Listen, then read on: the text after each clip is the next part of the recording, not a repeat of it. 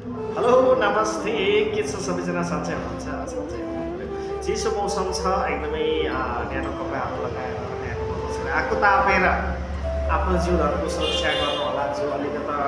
तराईको साइडमा हुनुहुन्छ र म आज के कुरा गर्दैछु भने हामी सबैजना जो सेल्स एन्ड मार्केटिङमा छौँ है जो डाइरेक्ट सेलिङको बिजनेसमा छौँ हामी चाहिँ अलिकता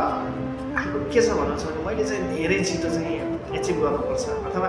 ग्रो हुनुपर्छ भन्ने कुरा चाहिँ सोचेर हामी त्यसमा होमेछौँ है त्यसमा होमेर हामीलाई छिट्टो चाहिँ तपाईँको ग्रो हुँदै हुन सक्दैन त्यसले गर्दाखेरि हामी फ्रस्ट्रेसन भएर अलिकति ब्याक हुने है चान्सहरू धेरै हुन्छ त्यसैले गर्दाखेरि तपाईँहरूलाई सोचे सम्झे बुझे म को हुँ र मैले के काम गर्नुपर्छ यदि मैले यो काम गर्दैछु भने पनि कसरी गर्नुपर्छ भन्ने कुरा चाहिँ ख्याल गरेर हामी अगाडि बढ्यौँ भने एकदमै हाइली सक्सेस हुन सकिन्छ र बिजनेसमा ग्रोथ गर्न सकिन्छ बिजनेसमा ग्रोथ कसरी गर्ने भन्ने टिप्स पनि मसँग छ है म त्यो फेरि अर्को भिडियोमा भनौँला है त त्यसैले गर्दाखेरि म के भन्छु भन्नुहुन्छ भने हामी जस्तो म एउटा न्युमरोलोजिस्ट है यानि कि अङ्क ज्योतिष है त त्यो भएको कारणले गर्दाखेरि म के भन्छु भन्नुहुन्छ भने हामी सेल्स एन्ड मार्केटिङमा लागेको मान्छेलाई हामीले कसरी गर्ने त यसलाई चाहिँ कसरी अगाडि बढाउने भन्ने कुरा चाहिँ ख्याल गर्नु पऱ्यो त्यसको लागि मैले आफूलाई चिन्नु पऱ्यो ममा के गुण छन् मैले त्यसलाई चाहिँ आफूसँग जे छ त्यसलाई चाहिँ मार्केटमा फाल्नु पऱ्यो कि है बेच्नु पऱ्यो त्यसरी चाहिँ अलि अगाडि बढ्न सकिन्छ जस्तै हामीसँग 9वटा प्लानेटहरू हुन्छन् है सबैसँग हुन्छ त्यो कोही कसैसँग मिस होला त्यो आफ्नो ठाउँमा छ मिस भएको चिजलाई पनि तपाईँको फिलअप गर्न सकिन्छ रेमेडीको अन्तर्गत गएर है म जस्तै अब तपाईँलाई सरस्वती 9वटा प्लानेटको गुणहरू भन्दै जानेछु है त्यो अनुसार तपाईँको जीवनमा के छ भन्ने कुरा हुन्छ क्या है अनि बिजनेस कसरी गर्न सकिन्छ भन्ने कुरा हुन्छ जस्तै एक नम्बर भनेको सूर्य राजा है राजाले के गर्छ एकदमै लिडरसिप काम गर्छ लिडरसिप भनेको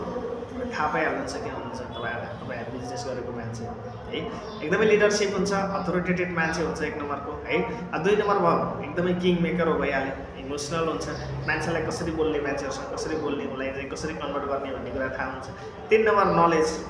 गुरु एकदमै नलेजेबल हुन्छ नलेजलाई कसरी युज गर्ने भन्ने कुरा पनि त्यहाँनिर नलेजले 3 नम्बरले दिन्छ 4 नम्बर एकदमै कर्जियस पिपुल रिभ्यालियस पिपुल है अनि त्यसपछि तपाईँको एकदमै डिसिप्लिन पिपुल हुन्छ त्यसैले गर्दाखेरि त्यसलाई पनि एकदम ख्याल गरेर 4 नम्बरले दिन्छ होइन अनि त्यसपछि 5 नम्बर भइहाल्यो 5 नम्बर भनेको ब्यालेन्स वानली ब्यालेन्स हुन्छ किन भन्नुहुन्छ सबै चिजलाई ब्यालेन्स गरिदिन्छ कि अनि 6 नम्बर हुन्छ तपाईँको धन सम्पत्ति यस आराम फ्यामिली इज्जत तपाईँको मान सम्मान सबै चिज तपाईँले 6 नम्बरले दिइहाल्छ 7 नम्बर भिजिटम रिसर्चर बुद्धिमत्ता 7 नम्बरले दिन्छ फाइनेन्सियल चाहिँ 8 नम्बरले त्यसै गरेर 9 नम्बर सेनापति कुनै चिज कहीँनिर आयो भने पनि कसरी लड्नुपर्छ कसरी अगाडि बढ्नुपर्छ कसरी कसलाई पराजित गर्नुपर्छ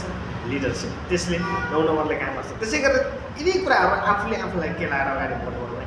जुनसुकै क्षेत्रमा आज sales and marketing direct selling जेसमा पनि तपाईँहरू फेल खाने कुरै हुँदैन this is my guarantee okay I hope सबैजनाले बुझ्नुभयो होला नमस्ते भन्दै फेरि अर्को भिडियो